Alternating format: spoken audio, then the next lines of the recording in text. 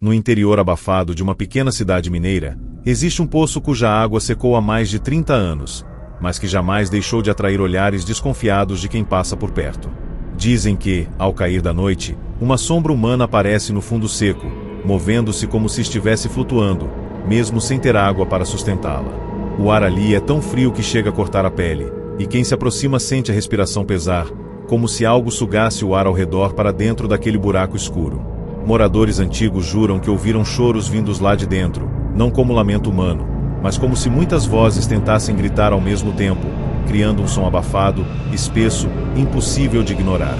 Há quem diga que, em noites sem lua, a sombra sobe pelas paredes do poço, parecendo escalar sem tocar a pedra, até alcançar a borda e observar silenciosamente a casa mais próxima. Ninguém tem coragem de olhar diretamente, pois relatos antigos afirmam que quem a encara de frente passa a sonhar toda noite com mãos geladas agarrando seus tornozelos, puxando-os para um lugar escuro e sem fim, onde o grito nunca sai.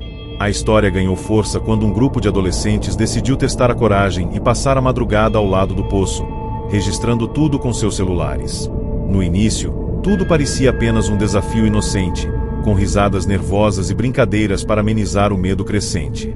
Porém, por volta das 2 da manhã, o clima mudou. Os grilos pararam, o vento cessou e o silêncio ficou tão profundo que cada respiração ecoava como se viesse do fundo do poço. Um dos jovens, tentando demonstrar bravura, apontou a lanterna para baixo, mas a luz não encontrou fundo, era como se fosse engolida por uma escuridão sólida.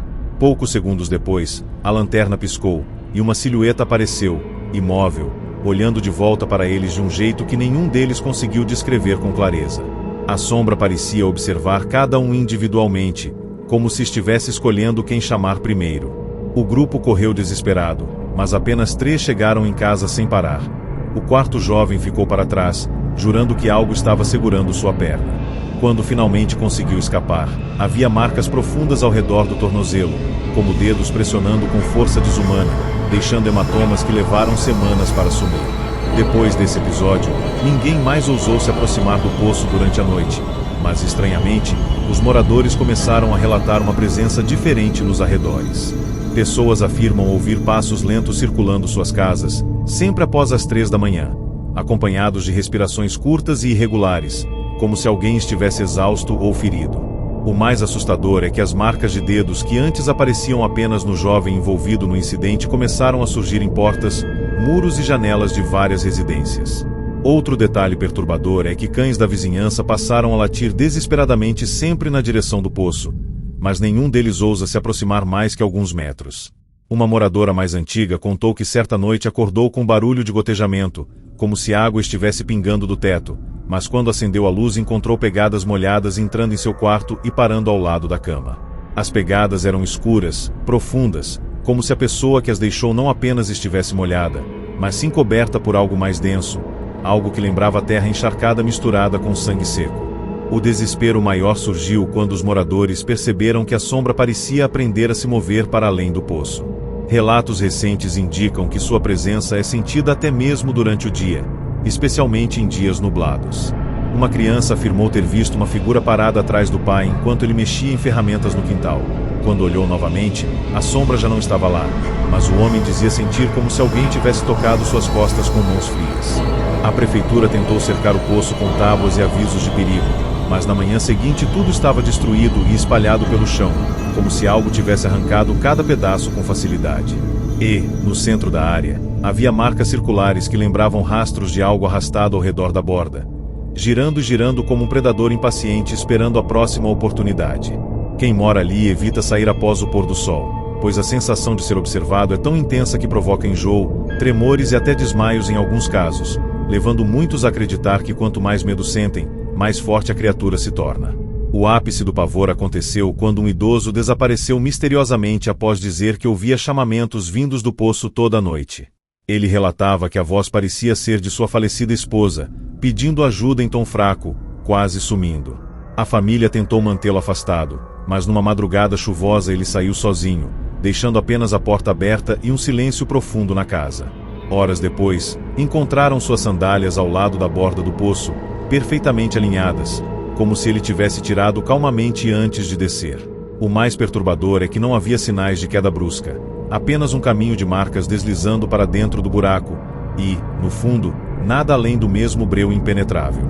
As buscas duraram dias, mas nenhum vestígio foi encontrado. Moradores garantem que, desde então, podem ouvir duas respirações vindas lá de dentro, uma pesada e outra trêmula, como se agora a sombra tivesse companhia. E, sempre que alguém se aproxima demais, jura ouvir um sussurro fraco dizendo: "Ainda falta você." Hoje, o poço permanece intocado, cercado pelo medo coletivo de toda a vizinhança. Mesmo quem passa pela rua durante o dia evita olhar diretamente, temendo que a sombra perceba o contato visual como um convite. À noite, cortinas ficam fechadas e luzes permanecem acesas, embora ninguém consiga escapar da sensação de ser observado. Relatos vindos de toda a região dizem que a sombra não está mais limitada ao poço. Agora, ela aparece em portas entreabertas, janelas escuras e até reflexos distorcidos em televisões desligadas. Alguns moradores dizem que a criatura está buscando algo ou alguém para substituir o idoso desaparecido, e que cada aproximação, cada sonho atormentado e cada passo ouvido na madrugada faz parte de um processo lento e inevitável. O medo se espalha como uma doença silenciosa, e todos sabem que, mais cedo ou mais tarde, alguém será o próximo a sentir mãos geladas ao redor dos tornozelos, arrastando para um destino do qual ninguém jamais voltou para contar.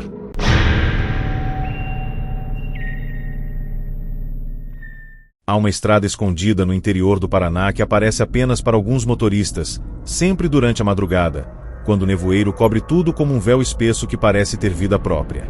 Quem entra nela afirma que o asfalto muda de textura, ficando mais áspero, quase poroso, como se fosse feito de pedra antiga. A sensação é de que os faróis iluminam menos do que deveriam, criando bolsões de escuridão onde qualquer coisa poderia estar observando. Motoristas dizem que, após alguns minutos, percebem que a estrada começa a se estreitar e que as árvores ao redor se aproximam demais, com galhos retorcidos que lembram mãos tentando agarrar o carro em movimento. O rádio costuma falhar, e uma interferência baixa se mistura ao som do motor, como vozes distantes murmurando direções contraditórias, guiando a vítima para cada vez mais longe de qualquer rota conhecida. A partir desse ponto, quem continua não tem mais certeza se está dirigindo por escolha própria ou sendo empurrado por algo invisível, ansioso para conduzi-los até o fim da estrada, onde nenhum mapa jamais registrou existência alguma.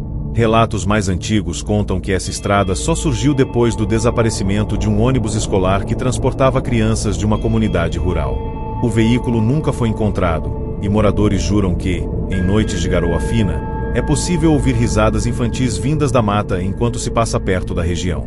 Motoristas que afirmam ter entrado na estrada dizem que viram pequenas sombras correndo entre as árvores, sempre rápidas demais para serem identificadas, mas claramente curiosas, como se observassem um novo visitante.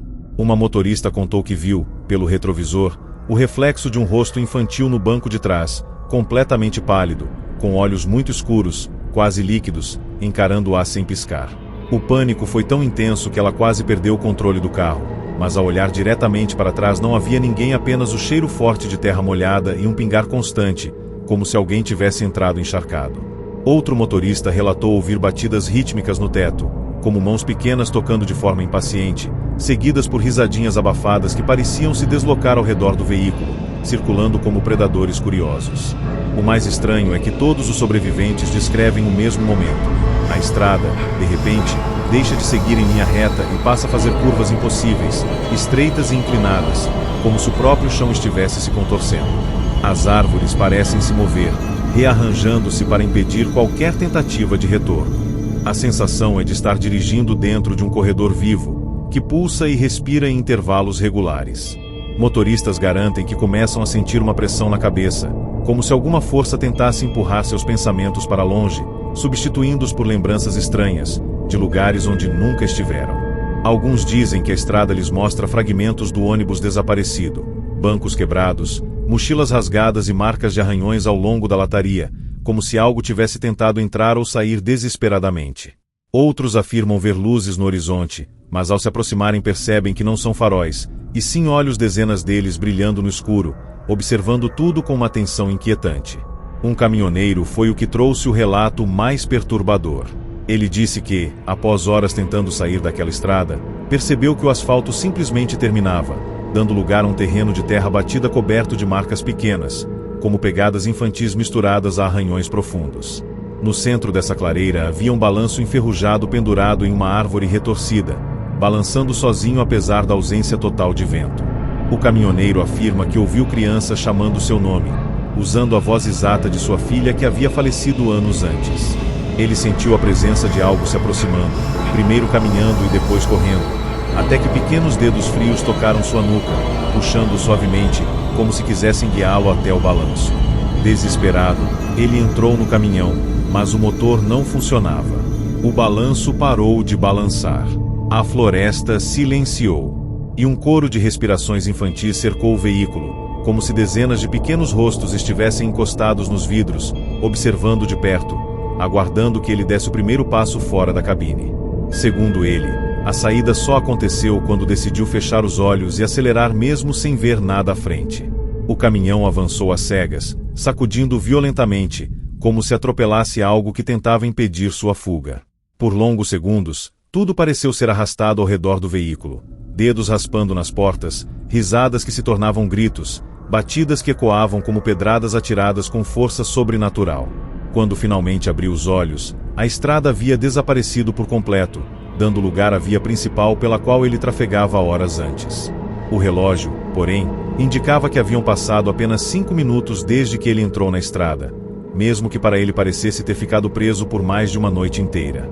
Na lataria do caminhão, encontrou pequenas marcas semelhantes a unhas de criança arranhando o metal de fora para dentro, como se tentassem abrir passagem. Hoje, moradores evitam completamente a região durante a noite, e muitos acreditam que a estrada surge para aqueles que carregam algum luto profundo ou arrependimento pesado, usando emoções como um convite. Dizem que as crianças que desapareceram no ônibus ainda vagam por ali, presas entre o mundo dos vivos e um lugar que nenhum adulto deveria ver, eternamente tentando levar alguém com elas para preencher o vazio que sentem. Motoristas que percorrem a área juram que, se os faróis piscam ou se o nevoeiro começa a se formar rápido demais, é melhor virar o carro imediatamente. Porque quem vê a entrada da estrada e decide continuar raramente volta igual, e alguns simplesmente não voltam de jeito nenhum.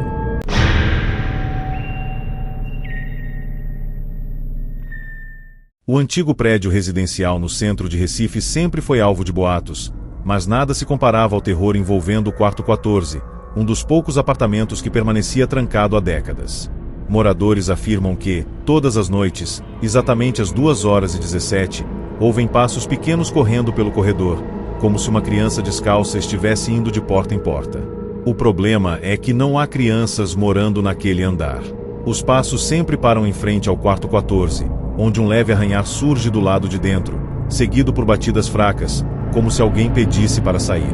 Antigos porteiros contavam que, antes de ser lacrado, o quarto pertencia a uma família recém-chegada na cidade, mas o filho pequeno desapareceu misteriosamente dentro do apartamento sem deixar rastros. Após dias de buscas, apenas seu brinquedo favorito foi encontrado no centro da sala. Um carrinho vermelho com as rodas esfoladas, como se tivesse sido arrastado com força. Desde então, o quarto 14 se tornou sinônimo de inquietação, pois todos que passam pelo corredor descrevem a mesma sensação. Há de ser observado por um par de olhos baixos, de uma criança que nunca chegou a crescer.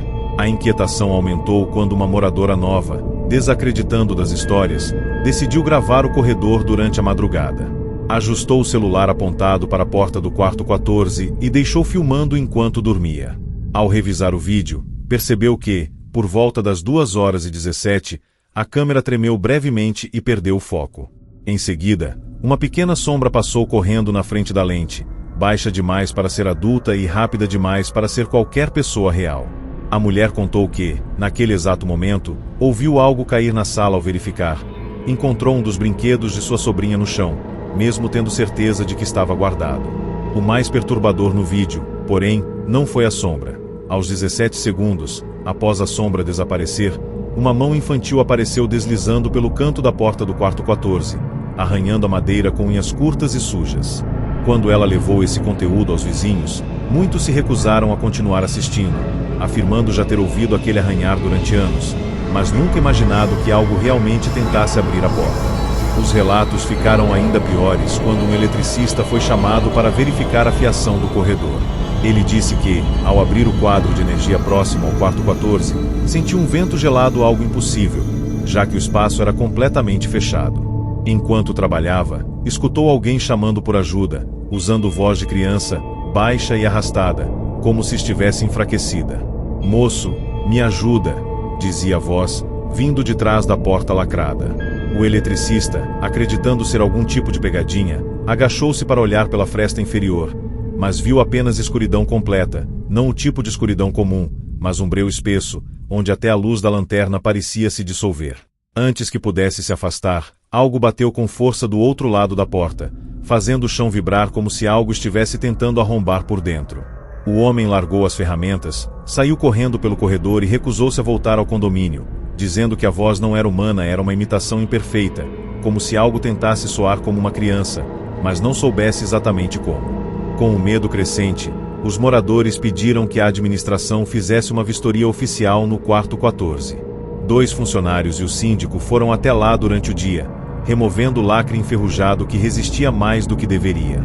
Ao abrir a porta, encontraram o apartamento coberto por poeira antiga, exceto por um detalhe: pegadas pequenas, como de uma criança, circulavam pela sala, contornando móveis e levando ao corredor interno do apartamento. As pegadas eram recentes. Na parede, havia marcas de dedos deslizando para baixo, como se alguém tivesse passado a mão com força, arranhando a tinta. O silêncio dentro do quarto era quase absoluto, mas uma sensação opressora invadia o peito de cada um deles, como se algo estivesse escondido olhando por trás das portas internas. Quando tentaram acender a luz, as lâmpadas queimaram simultaneamente. O síndico descreveu ouvir uma risadinha curta vindo do quarto do fundo, seguida pelo som de um carrinho sendo empurrado no piso. O objeto apareceu lentamente no corredor, parando diante dos seus pés, como se fosse uma oferenda feita por algo que não queria mais ficar sozinho. Após o episódio, a porta foi novamente lacrada, mas os acontecimentos só pioraram. Vizinhos do andar de cima disseram ouvir choros vindos diretamente do teto, como se a criança estivesse presa entre as paredes. Outros afirmam ver, ao descer as escadas de madrugada, um menino sentado no último degrau, com o rosto coberto pelo cabelo escuro, segurando um carrinho vermelho nas mãos. Quando percebem sua presença, ele levanta o rosto lentamente, mas não há olhos, apenas cavidades secas e escuras que parecem absorver a luz ao redor. Em seguida, ele desaparece como poeira levada pelo vento, deixando apenas o eco distante de passos pequenos correndo em direção ao quarto 14. Em uma ocasião, uma moradora encontrou arranhões frescos na porta de seu apartamento, formando algo parecido com letras. Analisando bem, percebeu que as marcas formavam seu próprio nome, repetido 3 vezes, como se fosse um convite ou um aviso. Hoje, todos evitam passar pelo corredor após o pôr do sol, e o quarto 14 continua sendo o ponto onde o prédio parece respirar mais pesado, como se estivesse vivo e mantendo algo preso há décadas. Alguns acreditam que o menino nunca deixou o apartamento e que, cada vez que alguém escuta seus passos, ele está tentando encontrar companhia para brincar eternamente. Outros afirmam que não é mais uma criança, e sim algo que usou sua imagem para atrair vítimas, aprendendo a manipular o medo de quem vive ali. O certo é que, quando o relógio marca 2h17, nenhum morador ousa colocar o pé no corredor, porque todos sabem que o menino aparece para escolher alguém e quem for escolhido poderá ouvir, atrás da porta fechada do quarto 14, a voz fraca dizendo: "Deixa eu entrar." A represa localizada no extremo norte do Mato Grosso sempre foi cercada por brumas espessas, mas ninguém sabia ao certo porque o eco ali parecia diferente, como se cada som fosse engolido por algo vivo escondido debaixo da água parada. Moradores antigos afirmam que, em noites sem vento, quando a superfície fica lisa como vidro, é possível ouvir alguém chamando por socorro vindo do meio da represa, com uma voz fraca, quase apagada, mas nítida o suficiente para arrepiar até quem não acredita em nada sobrenatural. Dizem que a voz não pertence a uma pessoa só. Às vezes soa masculina, às vezes infantil, outras vezes profunda demais para ser humana, como se muitas vozes tentassem se misturar em um único pedido desesperado. O mais estranho é que pescadores garantem que, ao ouvir o chamado, algo se move sob a água, não um peixe, nem um tronco, mas uma sombra enorme que se desloca lentamente, acompanhando cada passo de quem anda pela margem, como se observasse, esperasse e chamasse por quem ousasse se aproximar mais do que deveria. A lenda ganhou força depois do desaparecimento de um casal que costumava pescar durante a madrugada. Seus pertences foram encontrados intocados à beira da represa, lanternas acesas, linhas de pesca esticadas e um celular gravando em modo de vídeo, como se tivessem registrado algo inesperado. O vídeo começa mostrando a água completamente parada, até que uma voz baixa surge chamando o nome da mulher, repetindo lentamente, como se estivesse logo abaixo da superfície. O homem se aproxima, tenta iluminar o centro da represa, mas a lanterna falha continuamente, piscando como se algo drenasse a energia. No vídeo, o casal debate se deveria ir embora, mas antes que decidam, a água se mexe violentamente, como se algo emergisse rápido demais para ser capturado pela câmera. O último som registrado é o barulho de algo pesado sendo arrastado, seguido por um grito abafado e um estalo de madeira, como se o barco invisível tivesse sido esmagado sob uma força brutal. Após o desaparecimento, pescadores da região começaram a notar detalhes perturbadores. Em algumas madrugadas, pequenas ondas se formam no centro da represa, girando em círculos como se algo tentasse subir, mas fosse puxado de volta para o fundo por algo maior e mais faminto. Em outras ocasiões, pegadas aparecem na lama da margem, sempre úmidas, pequenas e espaçadas, como se uma criança tivesse caminhado ali, apesar de nenhuma família morar próxima. Uma vez, um grupo que fazia trilha jurou ter visto uma figura parada em meio à névoa sobre a água. A silhueta parecia a de uma mulher, cabelos longos escorrendo como fios encharcados, postura curvada e braços pendendo de forma anormalmente longa. Ela não se movia, mas seus pés não tocavam a superfície, flutuavam alguns centímetros acima, enquanto gotas escuras caíam do corpo e desapareciam antes de tocar a água. Quando um dos trilheiros piscou, a figura sumiu, mas a névoa começou a se fechar ao redor deles, tornando a saída quase impossível. O relato mais assustador veio de um guarda noturno que vigiava a represa durante reparos na estrutura. Ele afirma que, em certa noite, ouviu passos atrás de si, leves, como os de uma criança correndo na beira da água. Ao se virar, não viu ninguém, mas encontrou marcas frescas na terra, pequenas demais para serem de um adulto. A respiração dele acelerou ao notar que as marcas seguiam até a água e continuavam para dentro da represa, como se alguém tivesse caminhado para dentro sem jamais afundar. Minutos depois, ele ouviu uma mulher chorando, um choro que ecoava por toda a barragem, misturado com lamúrias graves e distorcidas. Ao aproximar a lanterna da superfície, ele viu mãos pálidas emergirem lentamente, dedos longos demais, finos demais, dobrando-se como se estivessem se acostumando ao ar.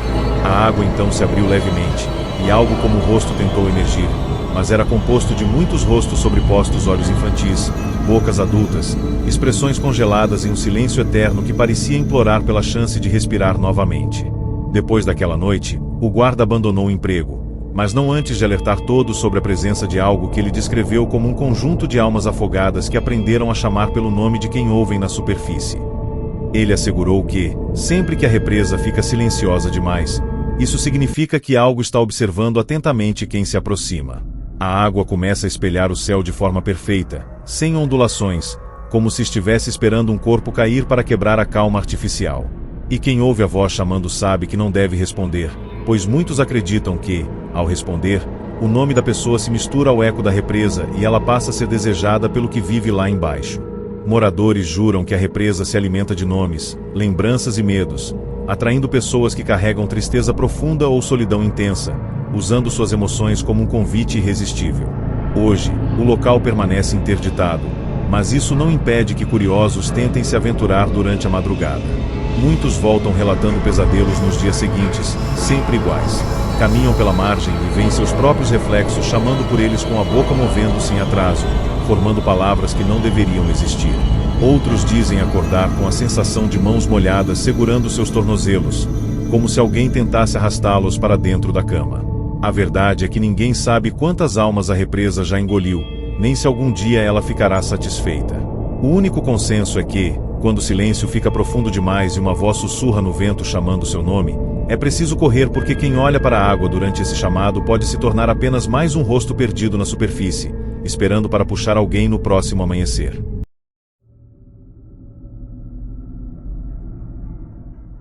A estrada de terra que levava ao antigo distrito de Pedra Miúda sempre carregou histórias que ninguém conseguia explicar. Mas naquela noite, enquanto o vento empurrava nuvens pesadas contra a lua, Parecia que tudo ali estava mais vivo do que deveria. Um entregador chamado Rômulo havia aceitado fazer o percurso sozinho, mesmo sabendo que moradores evitavam passar por ali depois do pôr do sol.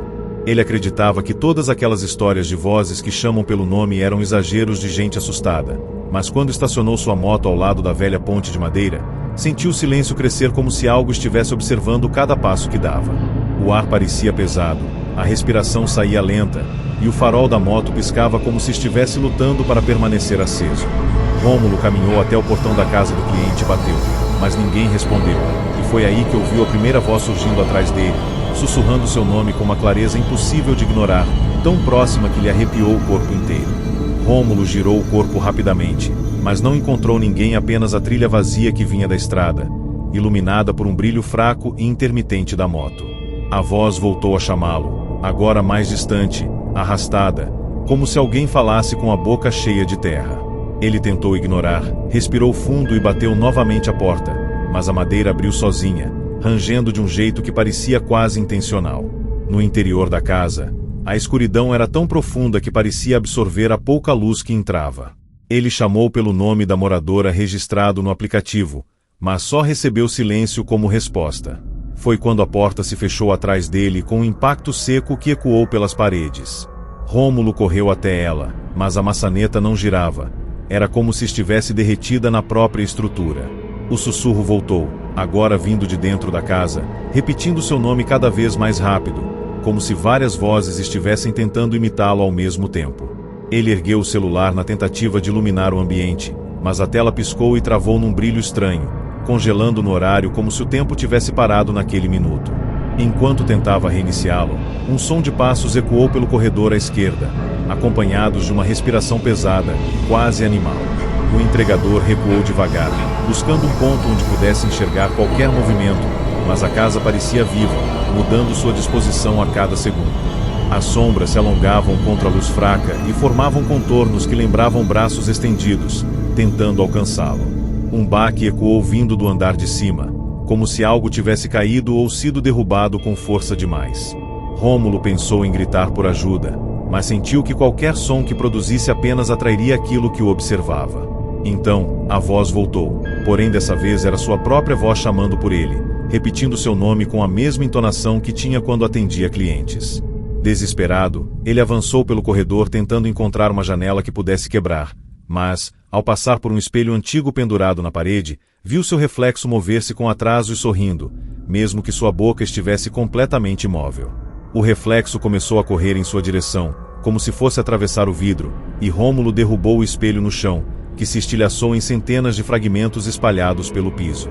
Cada pedaço refletia uma versão distorcida dele mesmo, e todas sorriram ao mesmo tempo, como se fosse uma multidão presa ali dentro.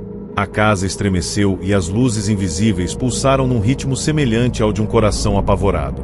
A porta do corredor se abriu sozinha, revelando uma figura parada à distância, com o rosto coberto por um véu escuro, apenas sussurrando o nome dele repetidas vezes.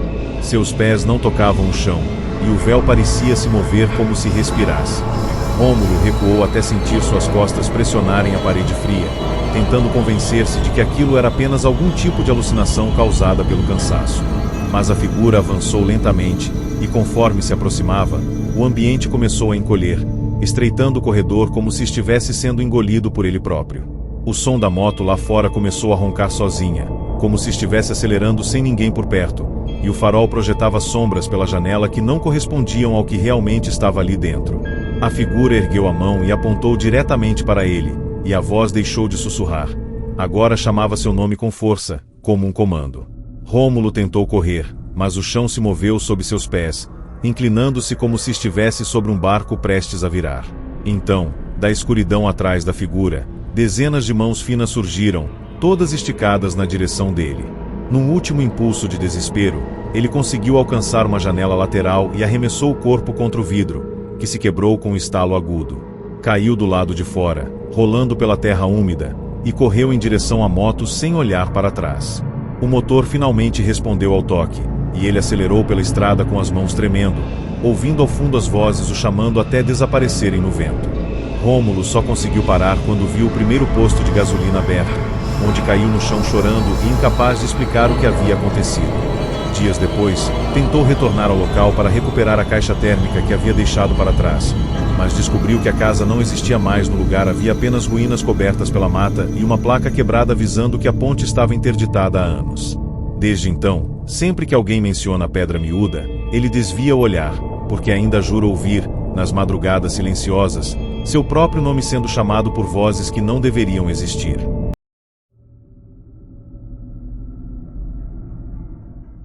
A primeira vez que alguém comentou sobre o velho do buraco foi num boteco de beira de estrada, onde caminhoneiros juravam que, em noite sem lua, uma figura saía das crateras da BR-316 pedindo carona como se tivesse acabado de voltar do próprio inferno.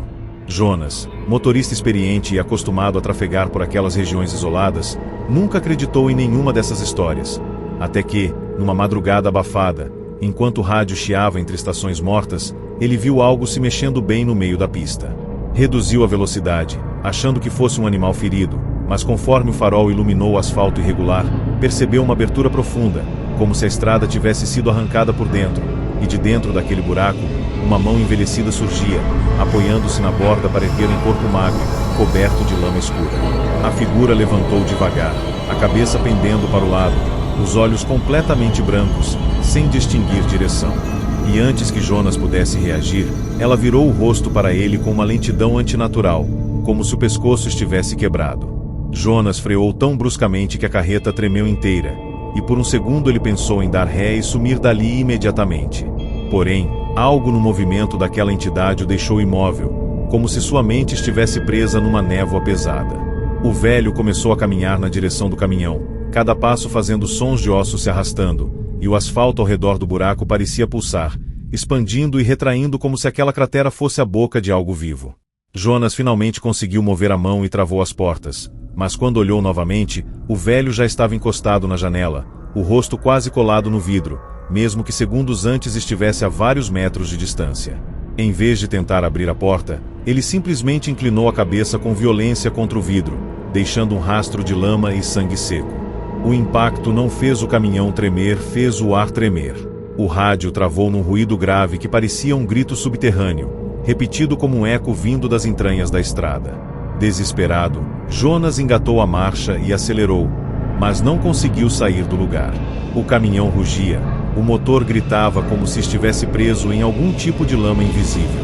O velho do buraco, por sua vez, abriu um sorriso impossível, tão largo que parecia rasgar as laterais do rosto, e então deu um passo para trás, como se estivesse convidando Jonas a olhar para a cratera novamente. Jonas lutou contra o instinto, mas não conseguiu impedir o olhar de desviar para o retrovisor lateral. No reflexo, viu que o buraco agora era muito maior, grande o suficiente para engolir o caminhão inteiro e havia vários braços magros subindo de dentro dele, como raízes tentando alcançar a superfície. A luz do farol os iluminava parcialmente, revelando pele pálida, unhas longas e rostos sem olhos que se erguiam como se respirassem pela primeira vez. O velho ergueu os braços para esses seres, e num gesto brusco, virou-se novamente para Jonas, batendo as mãos na porta com tanta força que o vidro trincou em forma de espiral. Finalmente, o caminhão deslizou para frente, como se a força que o prendia tivesse desaparecido de uma só vez. Jonas acelerou o máximo que pôde, sentindo o volante vibrar, a estrada estreita passando rápido demais sob os pneus. Mas, no espelho retrovisor, viu algo que fez seu coração falhar. O buraco vinha atrás dele. Não como um fenômeno natural, mas como uma criatura rastejando por baixo do asfalto, abrindo gretas que avançavam no mesmo ritmo que ele acelerava. As luzes dos postes iam se apagando uma a uma, acompanhando a aproximação daquele abismo vivo. E então, quando Jonas achou que estava conseguindo escapar, ouviu um barulho dentro da cabine. Um sussurro grave, abafado, surgindo atrás do banco. Ele travou a respiração, mas o som continuava, crescendo, se multiplicando, como se várias bocas repetissem o mesmo som, o nome dele. Jonas virou lentamente, com o corpo inteiro tenso, e viu o velho do buraco sentado no banco do passageiro, molhado, dobrado de um jeito que nenhum corpo deveria ser capaz de fazer. Jonas gritou e puxou o volante por reflexo, fazendo o caminhão derrapar violentamente. A carreta quase virou, mas ele conseguiu estabilizar a tempo de evitar a tragédia. Porém, o velho continuava ali, aproximando o rosto do dele até ficar a apenas alguns centímetros. A boca do velho se abriu lentamente, revelando uma língua fina e comprida, coberta de uma lama escura que escorria como piche. A voz dele saiu grave e arrastada, como se falasse debaixo d'água, dizendo que Jonas não deveria ter fugido, pois quem vê o buraco deve retornar a ele.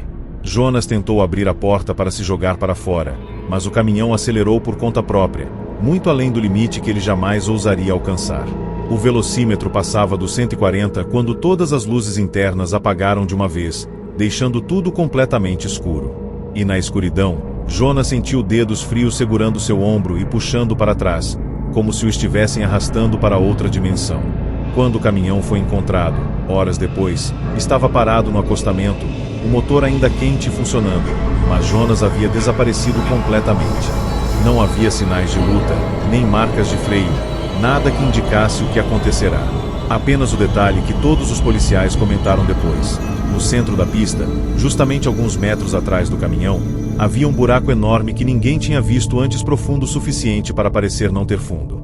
Dias depois, a cratera foi coberta pelo DENIT, mas caminhoneiros que passam pelo trecho afirmam ouvir batidas na lataria durante a madrugada, como se alguém estivesse tentando sair de dentro da estrada. E dizem que, quando olham pelo retrovisor, às vezes veem um rosto velho, branco e sorridente surgindo do asfalto, chamando pelo nome deles, esperando o próximo que vai ser engolido pelo buraco que nunca se fecha por completo.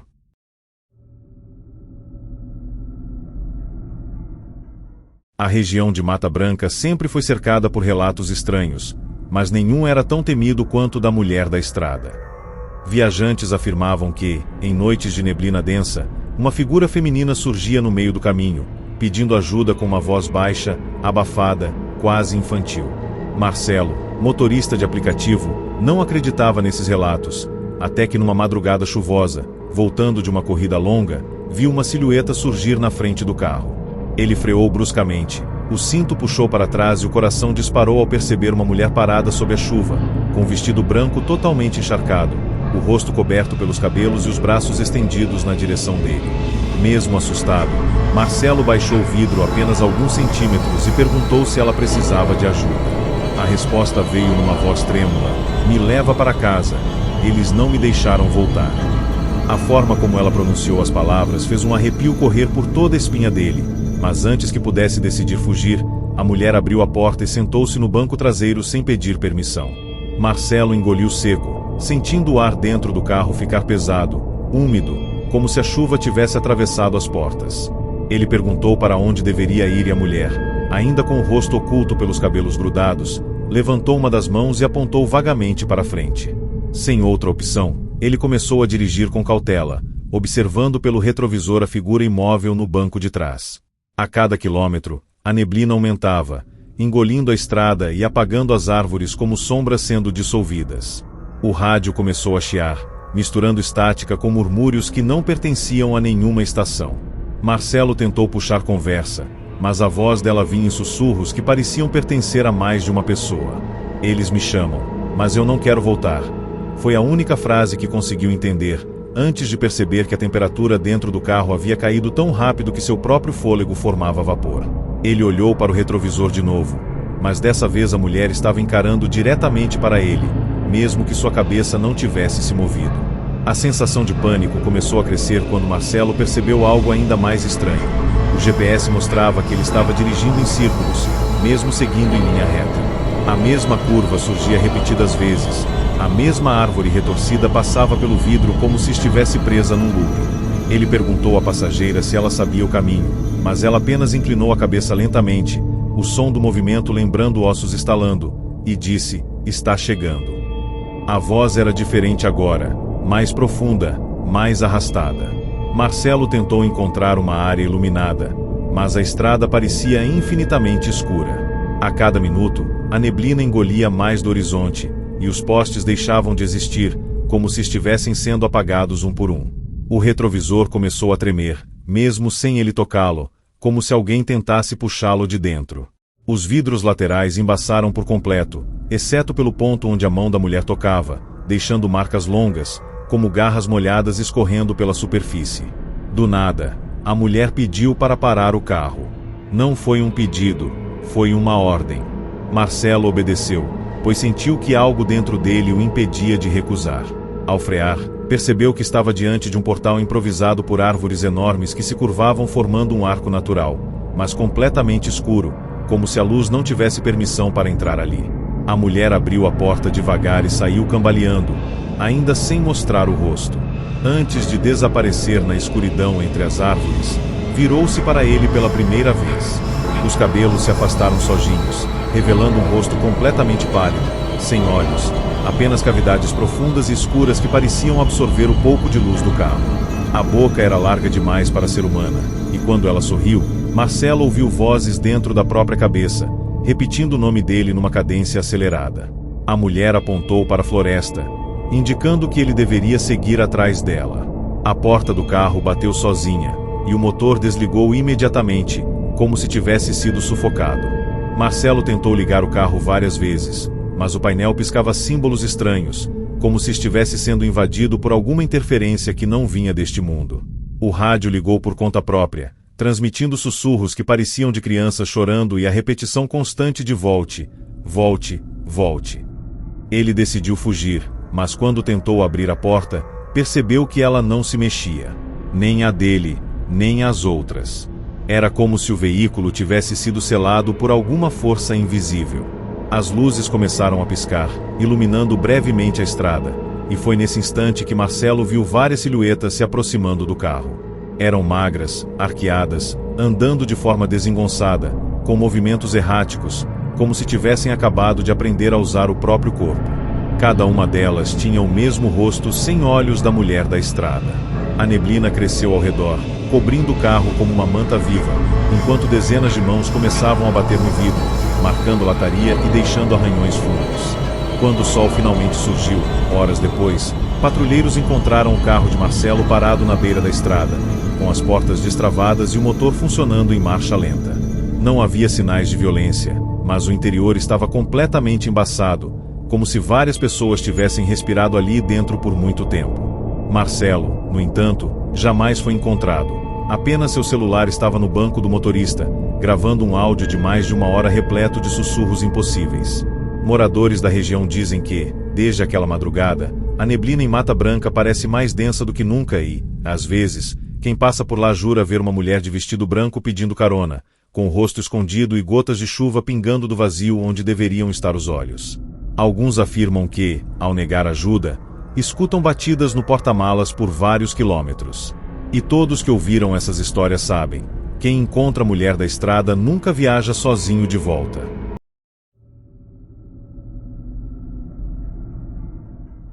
A lenda do vigia do cemitério antigo era conhecida apenas pelos moradores mais velhos de São Ruivo, um vilarejo isolado onde o vento sempre parecia carregar sussurros que ninguém queria ouvir. No topo da colina ficava o cemitério abandonado, cercado por túmulos partidos e árvores tortuosas que cresciam como se fugissem de algo enterrado ali. Raul, um fotógrafo que viajava pelo interior buscando locais históricos, decidiu visitar o lugar após ouvir que ninguém tinha coragem de entrar ali depois do pôr do sol. Movido pela curiosidade e pela oportunidade de registrar imagens raras, ele subiu a trilha íngreme no fim da tarde, quando as sombras já se alongavam como dedos esqueléticos sobre a grama. Assim que atravessou o portão de ferro enferrujado, sentiu uma mudança brusca no ar como se a temperatura tivesse caído 10 graus de uma só vez. E antes mesmo que pudesse dar o primeiro disparo com a câmera, ouviu passos pesados arrastando-se atrás dele, mesmo que não houvesse ninguém na colina além dele próprio. Raul virou-se rápido, mas encontrou apenas o corredor entre túmulos, silencioso e vazio, iluminado pela luz fraca que escapava do céu nublado. Tentou ignorar a sensação incômoda e começou a fotografar o mausoléu antigo, quando percebeu que sua câmera estava captando algo que o olho humano não via. Uma sombra alta, curvada, surgindo entre as lápides.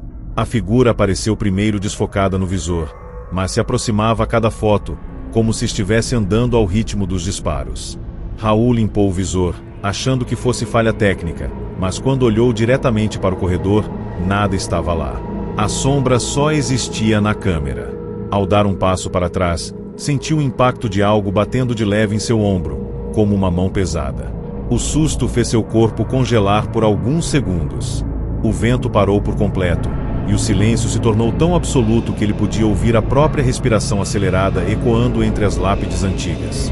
Tentando manter a calma, Raul decidiu gravar um vídeo para registrar qualquer movimento suspeito. Quando a câmera começou a filmar, a figura finalmente se mostrou com clareza. Um homem muito alto, vestido com roupas antigas, o rosto coberto por um véu de tecido escuro que descia até o peito. Ele permanecia imóvel, como um sentinela. Porém, conforme Raul dava passos para trás, a figura se aproximava com lentidão quase teatral, sempre silenciosa, sempre acompanhando a distância exata. Raul ergueu a lanterna do celular na direção dele, mas a luz parecia ser engolida antes de tocar o corpo do vigia. E então, pela primeira vez, a figura inclinou a cabeça para o lado, como se estivesse analisando-o. O movimento foi tão lento que Raul sentiu o ar ficar mais pesado a cada centímetro. A câmera começou a vibrar nas mãos dele, e o vídeo apresentou interferências, como se algo estivesse tentando impedir a gravação. No áudio, surgiram vozes graves, repetindo palavras que Raul não conseguia reconhecer. Raul decidiu fugir do lugar, mas a trilha que deveria levá-lo de volta simplesmente não estava mais ali. A neblina que subira do vale engolira os caminhos, e agora o cemitério parecia 2 vezes maior, cheio de corredores que ele jurava não terem existido minutos antes. O vigia desaparecera.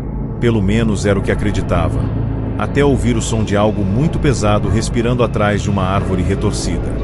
Raul apertou o passo, tentando não fazer barulho, mas cada movimento se ecoava como se estivesse pisando em folhas secas, mesmo com o chão úmido. Ele se escondeu atrás de um túmulo quebrado e ficou completamente imóvel, até perceber que o próprio túmulo estava tremendo levemente, como se algo sob ele estivesse acordando. A terra ao redor começou a se mover, levantando pequenas quantidades de poeira.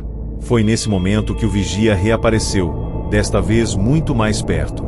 A figura surgiu apenas alguns metros à frente, imóvel, observando através do véu escuro, mesmo sem possuir olhos visíveis. Raul correu sem direção, tropeçando entre as lápides, ouvindo atrás de si o som da figura caminhando passos pesados, lentos, mas inquietantemente constantes. Ele sentia que, não importa o quanto acelerasse, o vigia chegaria até ele no momento exato em que quisesse. O celular vibrava repetidamente no bolso, até que ele o tirou e viu dezenas de notificações aparecendo sozinhas, fotos que ele não havia tirado. Todas mostravam o vigia mais perto, mais nítido, mais ameaçador. Em algumas imagens, braços longos saíam do véu, estendidos em direção à câmera. Em outras, a figura estava atrás de Raul, mesmo que ele soubesse que isso era impossível. No ar, surgia um cheiro forte de terra molhada misturada com algo antigo, quase fúnebre. Quando virou uma esquina entre túmulos, ficou paralisado. O vigia estava na frente dele, bloqueando o caminho, muito mais alto do que antes, como se tivesse crescido. O véu começou a se mover por conta própria, pulsando como se respirasse. Os moradores encontraram a mochila de Raul dias depois, abandonada na entrada do cemitério. Dentro dela estavam todas as fotos do vigia, além de um vídeo no qual Raul corria desesperado, olhando para trás repetidamente, até que o registro terminou abruptamente com um som seco, seguido de silêncio absoluto. O corpo dele nunca foi localizado. Desde então, pessoas que passam pela colina afirmam ver uma figura alta entre as lápides, imóvel, com o rosto coberto por um véu escuro. Alguns dizem que o vigia agora segura uma câmera nas mãos, e que às vezes o flash dispara sozinho, iluminando o cemitério por um breve instante.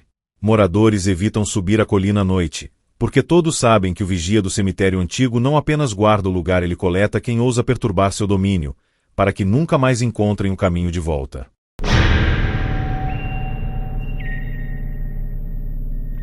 O vento daquela madrugada soprava com uma força estranha, como se empurrasse o ar para longe da pequena vila onde o relato aconteceu, e quem viveu aquilo garante que nenhum som naquela noite parecia normal, nem mesmo das folhas que arranhavam o chão de terra batida. O protagonista desse relato, um rapaz chamado Ícaro, voltava da casa de um amigo depois de uma celebração simples, mas carregada de risadas que agora pareciam distantes demais, quase como se pertencessem a outra realidade. Enquanto caminhava, notou que a estrada estava mais longa do que de costume, e o silêncio absoluto ao redor fazia cada passo ecoar como se alguém o estivesse seguindo logo atrás. A lenda famosa na região era a do homem do pasto cego, um espírito que se dizia surgir quando alguém caminhava sozinho tarde da noite por caminhos que já não deveriam existir. Ícaro já tinha ouvido histórias daquele ser, uma figura encurvada, com membros longos e tortos, sempre coberta por farrapos endurecidos de poeira, como se tivesse sido moldado de terra antiga e abandonada. Diziam que quem o via nunca voltava a ser o mesmo, porque ele não aparecia somente para assustar, ele surgia para avisar que algo estava prestes a acontecer, algo que mudava destinos e destruía famílias. À medida que avançava, Ícaro começou a sentir um cheiro forte, semelhante a capim queimado, como se a vegetação ao redor tivesse sido atingida por fogo horas antes. Mas não havia marcas de cinzas, tampouco fumaça, apenas odor que se intensificava a cada passo. Quando ergueu o rosto, percebeu que a estrada adiante ficava gradualmente mais escura, como se os postes tivessem sido engolidos pela própria escuridão. Foi então que ele ouviu o primeiro som, um arrastar lento, irregular, quase preguiçoso, como quando alguém puxa um galho seco pelo chão. Ícaro parou imediatamente, tentando decidir se deveria voltar para trás ou correr para frente, mas cada direção parecia igualmente perigosa. O arrasto se repetiu, desta vez mais próximo, e um frio profundo percorreu sua espinha como se mãos invisíveis pressionassem cada vértebra. Ícaro olhou para o lado e viu algo que o fez prender a respiração. O capim estava ondulando levemente, mesmo sem vento algum, como se algo pesado rastejasse por baixo dele. Depois de alguns segundos intermináveis, o capim se abriu, revelando a figura do homem do pasto seco, erguendo lentamente a cabeça como se despertasse de um sono profundo e perturbado. Os olhos da criatura eram completamente vazios, mas refletiam uma luz tênue que parecia vir de dentro, como brasa apagada prestes a reacender. Seu corpo era seco, retorcido, um amontoado de camadas de poeira compactada que se desfaziam a cada movimento, e cada passo que dava deixava para trás uma marca escura no chão, como manchas de queimado. Ícaro tentou gritar, mas sua voz não saiu. A entidade levantou o braço, apontando diretamente para ele, inclinando a cabeça para o lado em um gesto brusco e animal. Então, em uma voz que parecia formada por centenas de sussurros sobrepostos, disse apenas: "Volte." Nada mais. Apenas essa palavra, que ecoou não somente no ar, mas dentro da mente dele, repetida até parecer ensurdecedora. Apavorado, Ícaro começou a recuar, mas seu corpo parecia lutar contra os próprios músculos, como se estivesse andando dentro de água pesada. De repente, ouviu atrás de si o ronco de um carro, e quando se virou viu o farol de uma caminhonete iluminando a estrada onde ele estava, estrada que, para sua surpresa, não estava escura como antes. O motorista, um senhor da região, freneticamente gesticulava para que Ícaro entrasse no veículo. Ele correu sem olhar para trás, e assim que pulou para dentro, o carro arrancou em velocidade, levantando poeira e sacudindo as sombras ao redor. O senhor apenas disse, com a voz trêmula: "Você não devia estar aqui agora, não depois do que aconteceu ontem." Só então Ícaro descobriu a verdade. Naquela mesma estrada, na noite anterior, um incêndio repentino consumiu parte do pasto da região, matando 2 pessoas que tentavam apagar o fogo.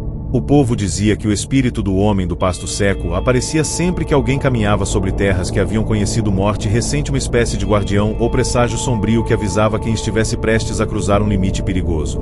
Depois daquela noite, Ícaro nunca mais passou sozinho por aquela estrada, e quem ouviu seu relato descreve exatamente o mesmo cheiro de queimado e a mesma sensação esmagadora de estar pisando em um terreno onde algo, definitivamente, não deveria ser perturbado. O mistério permanece, e muitos acreditam que a aparição não foi um aviso, mas uma promessa de retorno.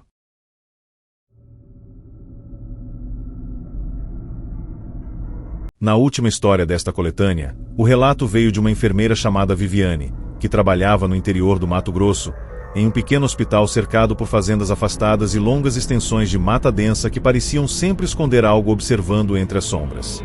Naquela noite específica, ela estava de plantão sozinha na ala antiga do prédio, um corredor que quase ninguém usava mais, pois a maioria dos pacientes era transferida para a parte nova.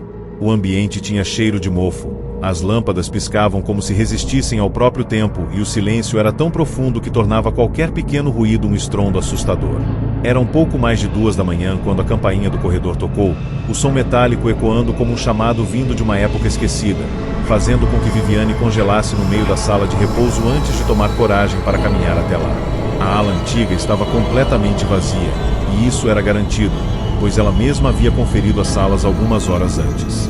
Com passos lentos, seguiu até o quarto número 12, de onde o chamado havia surgido, e ao aproximar-se percebeu que a porta estava entreaberta, balançando levemente como se alguém tivesse acabado de passar por ali. Um arrepio percorreu seu corpo inteiro, mas o senso de responsabilidade falou mais alto. Empurrou a porta, iluminando o interior com a lanterna do celular, e o quarto parecia exatamente como deveria. Cama vazia, lençóis dobrados, equipamentos desligados. Só havia um detalhe que não deveria estar ali: o controle da campainha caído no chão, com o cabo esticado até a cama, como se uma mão invisível tivesse apertado o botão e o soltado logo em seguida. Foi quando a temperatura caiu de maneira brusca, um frio que queimava a pele, e Viviane sentiu que não estava mais sozinha naquele espaço silencioso demais. O frio parecia se mover, como se tivesse forma e intenção, circulando o quarto em um ritmo lento e pesado. Viviane deu alguns passos para trás, mas algo a chamou a atenção antes que ela pudesse sair dali. Uma marca profunda no colchão, exatamente no formato de um corpo deitado, como se alguém tivesse estado repousando ali por horas. E o pior, a marca estava afundando cada vez mais, como se o peso estivesse aumentando naquele exato instante, embora a cama continuasse vazia. O som que veio a seguir fez seu coração disparar de um jeito que ela nunca tinha sentido. Era a respiração. Não humana, não ritmada, mas algo áspero, quebrado, como se pulmões inexistentes tentassem funcionar novamente. A respiração parecia vir de todos os lados, mas principalmente da cama, e quando Viviane tentou focar a luz ali, percebeu que o lençol estava se mexendo em pequenas ondulações, como se algo estivesse prestes a se levantar. Tomada por pânico, Viviane correu para fora do quarto, mas ao entrar no corredor percebeu que todas as luzes haviam apagado, restando apenas uma claridade fraca que piscava intermitentemente bem no final da ala. O som de passos ecoou atrás dela, passos lentos, arrastados, exatamente como o peso invisível que afundava o colchão. A enfermeira sabia que não havia ninguém ali, mas a presença era tão densa que parecia tocar em sua nuca a cada segundo. Conforme avançava tentando alcançar a saída, percebeu que as portas dos outros quartos começaram a se abrir sozinhas, uma após a outra, como se algo tivesse passado por dentro delas com determinada intenção, até todas estarem escancaradas. A cada porta aberta, um novo som emergia: gemidos, respirações cortadas, murmúrios que pareciam vir da garganta de pessoas que não respiravam mais há muito tempo. Viviane finalmente chegou ao fim do corredor, mas encontrou a porta trancada, como se alguém tivesse virado a chave do lado de fora minutos antes.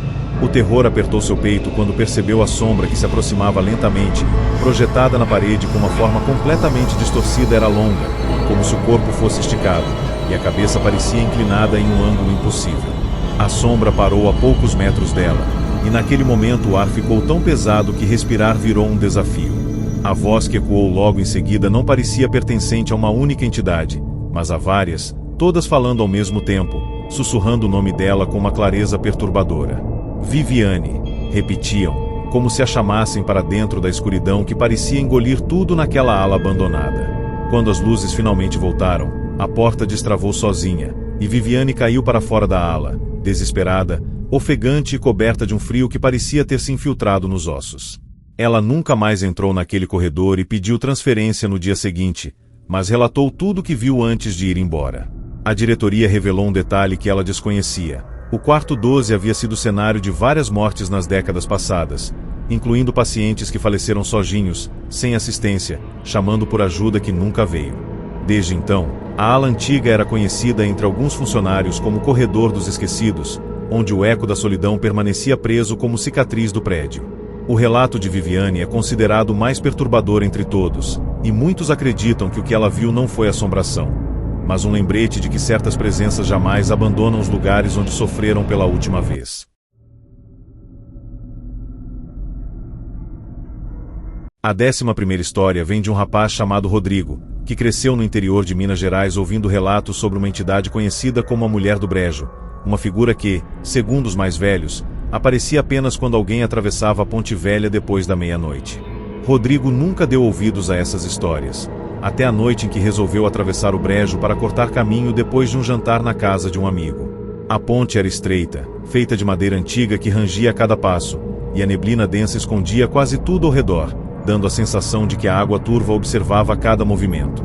O ar tinha um cheiro de barro úmido e algo mais profundo, quase como carne velha misturada com água parada, um aroma que fazia a pele arrepiar sem motivo aparente. Conforme avançava, Rodrigo percebeu que o barulho dos sapos e grilos tinha desaparecido, deixando o ambiente silencioso de um jeito antinatural, como se o brejo inteiro estivesse prendendo a respiração. Ele acelerou o passo, ouvindo seus próprios passos ecoando de um jeito estranho, como se não estivesse sozinho. Foi então que notou um som suave, quase imperceptível, vindo da água logo ao lado da ponte. Era como alguém arranhando a madeira por baixo, riscando lentamente, criando um ruído que fazia seus dentes baterem involuntariamente. Ele iluminou o lado da ponte com o celular, mas a névoa espessa cobria tudo, deixando apenas pequenas ondulações na superfície, como se algo estivesse se movendo lá embaixo, seguindo sua caminhada passo a passo sem se esconder. De repente, o arranhar parou, e Rodrigo sentiu uma presença atrás dele, tão próxima que seu corpo inteiro congelou antes mesmo que conseguisse virar. Ele sentiu o cheiro forte de água podre misturado com um perfume doce, como flores deixadas num túmulo abafado por semanas. Quando criou coragem para olhar, viu a silhueta de uma mulher no início da ponte, parada, completamente imóvel. Sua roupa parecia feita de lama, colada ao corpo, pingando como se tivesse acabado de emergir do fundo do brejo. O que mais o paralisou não foi a imagem, mas a maneira como a figura inclinou a cabeça, lentamente, como se quisesse entender por que ele estava ali, e então deu um único passo que soou como madeira sendo esmagada por algum peso impossível. Rodrigo tentou correr, mas suas pernas pareciam presas ao chão, movendo-se com dificuldade enquanto a figura avançava em sua direção. A mulher vinha arrastando os pés, e a cada movimento deixava um rastro de água negra sobre as tábuas da ponte. Seus cabelos longos e encharcados cobriam o rosto, mas, em certo momento, ela levantou a cabeça, revelando olhos completamente brancos, como se estivessem cobertos por uma névoa interna. Ela abriu a boca não para falar, mas para emitir um som que não parecia humano, um lamento grave que vibrava no ar como se fosse capaz de empurrar Rodrigo para trás. Ele tropeçou, caindo de joelhos, sentindo o chão tremer levemente sob seu peso, como se a ponte estivesse respirando junto com a criatura. Foi então que a água começou a borbulhar ao redor, levantando pequenas ondas que batiam contra as laterais da ponte. Rodrigo viu mãos surgindo na superfície, mãos pálidas, finas, que agarravam a madeira como se tentassem subir também. A mulher se aproximava, seus pés agora fazendo sons de sucção, como se cada passo arrancasse pedaços do brejo consigo. Rodrigo se levantou cambaleando, correndo como nunca havia corrido antes, enquanto as mãos na água tentavam agarrar seus tornozelos, falhando por centímetros. O lamento da mulher ficou mais alto, preenchendo o ar com uma vibração sufocante, e ele quase sentiu seus ouvidos sangrarem quando finalmente chegou ao fim da ponte, jogando-se para a estrada de terra e rolando até bater o ombro em uma árvore. Quando se virou para trás, a ponte estava vazia. Nenhuma mulher, nenhuma mão. Apenas o silêncio, agora acompanhado pelo coachar dos sapos que havia desaparecido antes, como se nada tivesse acontecido. Rodrigo correu até chegar em casa e nunca mais atravessou o brejo, nem de dia. Anos depois, conversando com moradores antigos, descobriu que a mulher do brejo era descrita exatamente como ele viu uma mulher que havia se afogado ali décadas antes, cujos lamentos ainda ecoavam no lugar onde sua vida foi arrancada. Muitos afirmam que ela não aparece para todos, apenas para quem está prestes a cruzar um caminho sombrio demais. Rodrigo acredita que escapou por pouco, e até hoje evita qualquer lugar coberto de névoa, como se soubesse que a entidade ainda o observa, silenciosamente esperando a chance de reencontrá-lo.